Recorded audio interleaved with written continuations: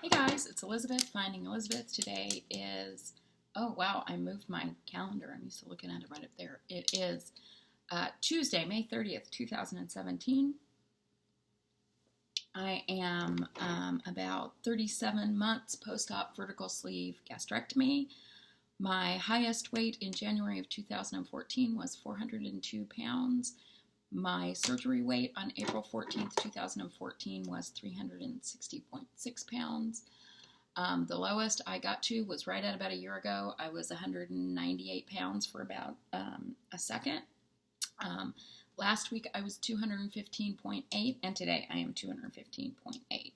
A month ago I was 3 pounds higher than this, so I've lost 3 pounds in the last month. And a year ago, I just said it, I was right about my lowest weight. Actually, a year ago today, I was 200 pounds because I only stayed at 198 like a day. But, yeah, so that's a 15-pound gain in the last year, which is no bueno. So, what's going on from a weight loss perspective? I'm exactly the same place as I was last week. If I wouldn't have gone totally off track this weekend, sorry, this light is like going in and out. See, why isn't it doing that? What's up with that? So if I wouldn't have gone sort of off the rails this weekend, I would have lost weight this week. I was on keto the majority of the week. Keto works. I finally hit my stride with it. The place that I struggle with, and it's all on me and sticking to my commitments and decisions. When I am no, I'm not easily swayed. In many instances, I'm not. There are certain people who I'm with, I choose to sort of go off the rails a little bit, which is what I did this weekend. I did it on Saturday, and then I sort of continued it. God dang it, this light is really bugging me. I sort of continued it throughout the day on Sunday. I got back on track yesterday. And yeah, that's where I'm at. So, but I feel sort of in the swing of keto, and, every day is a new day to do what you're supposed to do. From an exercise perspective, I did yoga last week. That was it. I start back my personal training on June 5th. Esther, I think on Instagram, she's Esther VSG Trek, I don't know, has started a June fitness challenge that I am going to participate in. For me, I think that's going to be doing formalized exercise 20 out of the 30 days in the month of June. So I will post about that on Instagram. Instagram is my spirit animal. It's my favorite place to be. If you don't follow me, please do. The link is down below. I love to play on Instagram. And I just figured out how to do the filters and the stories. Watch out. Like I needed one more Instagram thing to be able to do. So what else is going? Okay, one thing I wanted to touch on first is I'm going to do a couple quick shout outs. Monica Sleeved After 60 was her birthday last week. Plus, she sent me this wonderful box, all packaged up in a Ralph Lauren box of clothes. So thank you, Monica, for that. Love them. Also, one of my girls, Sarah Harrison Robinson, announced last week to everybody that she is expecting baby number 2 in, December, I think? December? So super, super excited for her and want to send her and her husband and Oz all the love and excitement for a new baby. Did I mention in here that I have a new baby? Not me, but my stepdaughter had a new baby on May 11th, Xavier. So Vivian has a little brother. So Sarah's son Oz is just a little bit older than my granddaughter Vivian. They're going to get married, and then she's going to have a girl this time around. And she and Xavier will get married, so we will be real family then. And there are a lot of people who came back from WLSFA who have been struggling with regain. The struggle is real, no doubt. I've been battling that myself since January. So glad to see them back. I mean, Gastric Tiger has been making intermittent videos. He made a video about this, but really happy to see Sarah Nerd in Oregon and less of Sarah come back with videos this week. I'm sure you would have to like live under a rock not to know who they are. But if you don't, I will put links to their video below. I love it and think it's super important for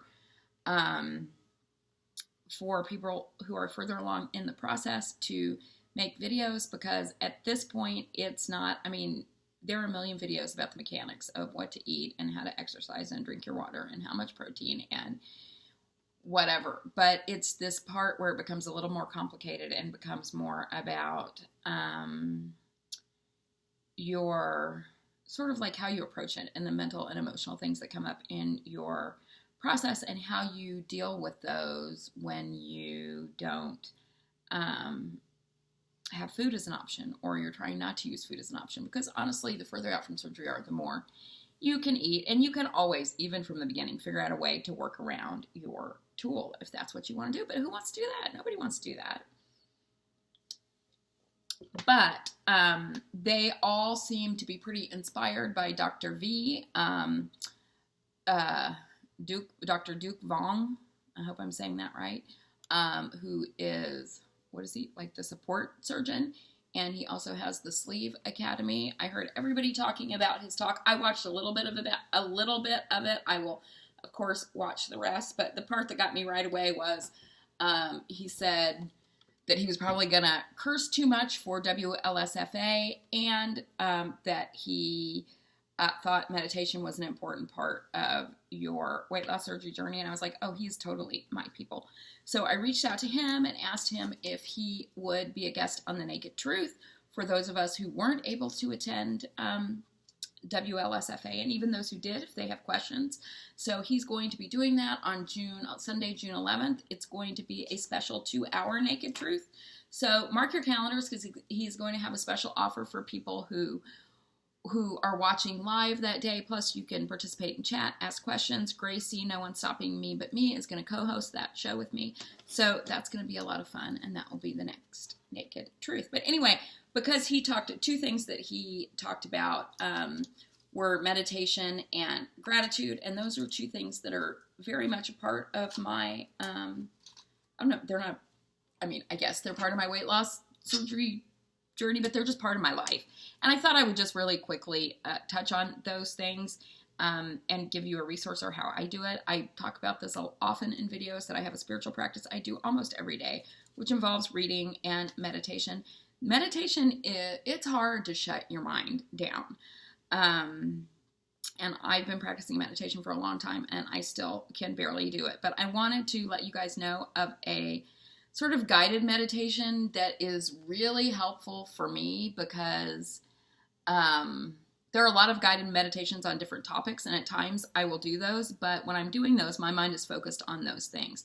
This meditation I have on my channel, there's a playlist that says meditation. It's called In the Gap by Wayne Dyer, and I think it repeats it over and over again. You may want to listen to the beginning, but I listen from 10 minutes till that meditation ends, which is like 10 minutes, and he uses the Lord's Prayer, which may be too traditionally Christian for some people, but what he does is he has you picture in your mind the words of the Lord's Prayer. So first you're picturing the word our and focusing on that in your head, and then you're picturing the word Father, and then he tells you to get in the gap between those words. And that is, after years of trying different things for meditation, this was the thing that really works for me, because when I am in that gap, when I can focus like visually in my head on these two words, and then when they say get in the gap between that, I really do more often than not can find that space of a clear mind, which is hard for me to get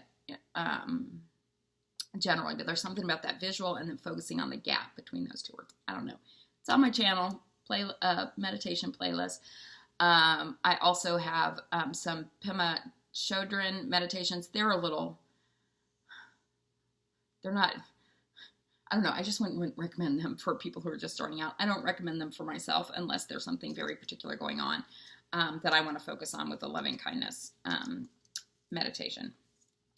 Gratitude. So what I do, I call it the appreciation rampage. So I have an alarm set on my phone to go off every hour that just sort of reminds me to get present, to think about, to stop what I'm doing, think about what do I see, what do I hear, what do I taste, what do I smell, What do I feel in my body, and just get centered in the moment. After I do that, I have an Evernote list where I don't do it every hour, but several times during the day, I will just pop down silly things I may be grateful for or appreciative, or big things. I mean, usually it's like first thing in the morning that I'll do the bigger things from the day before, but just during, during the day, the things that come up, because there's so much in our lives to appreciate, whether it's like being able to make this video, being able to upload it, that the cleaning lady is coming today, which makes me very excited because they haven't come in a really long time, that I'm going out to one of my favorite places this evening. All these little things, but I do those things every day, and I just thought I would share it with you in case you are curious or interested in doing that. But so mark your calendars for June 11th, and then also Obesity Help is coming up in October, the last weekend of October, and so many of our friends are going to be involved. I'll be speaking on Friday, I think at 2 o'clock.